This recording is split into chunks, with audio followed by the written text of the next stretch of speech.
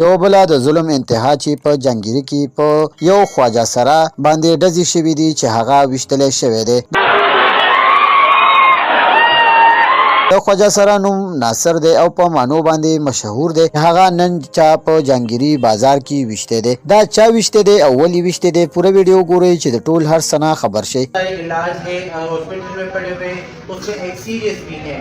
उसके बाद ये कल रात को मर्दाने वाक़या हुआ जो कि उसमें 2 फ़जर लगे चांद और तमरुद.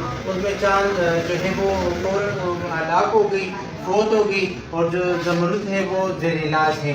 इसके अलावा जो अभी आज ये बाकी दिन तिहाड़े बाजार में जो कितफानी बाजार है उसके दरमियान पता नहीं वो बाजार को मुझे नाम नहीं आता लेकिन प्रेस की दुकानें वहाँ पर सारा और वहाँ पर दिन दिहाड़े तो अपने बॉयफ्रेंड ने उसको जो है शूट करके पता नहीं कितनी गोलियाँ मारी है.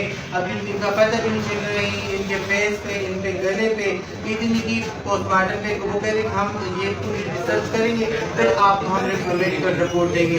तो इनको दिन दिहाड़े की बहुत हो चुकी है. फ़ौरन पहले हम इलाज पहुँच गए लेकिन वो कहें कि वक्त वारदात पर ये इनको जिस टाइम ये शूट किया गया है उसी टाइम ये फौत हो चुकी है.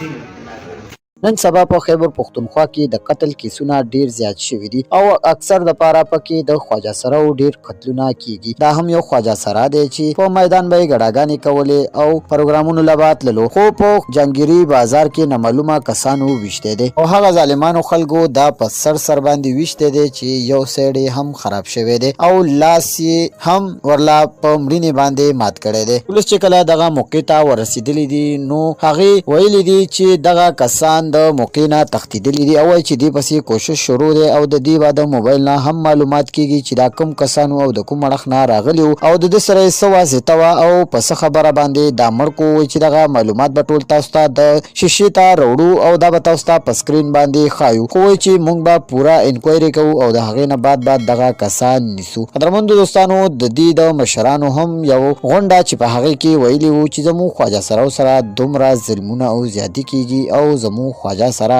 بیسا بیګناه قتل کیږي. وایي چې د دې څه مخنیوی وشي او دغه کسانو ته د سزاګانې ورکړي شي چې نور خلک داسې نه کوي. الله دې د دې خواجه سره مانو مور پلار ته او ورونو خویندو ته د زړه صبر ورکړي او دغه بدبخته کسانو ته څنګه سزا پکار ده چې بیسا بیګناه یو انسان وژني. خپل نظر را سره په کمنټ کې شریک کړئ. پلیز دا ویډیو لایک، چینل سبسکرائب او بیل بٹن کو ضروری دا ضرور دباؤ.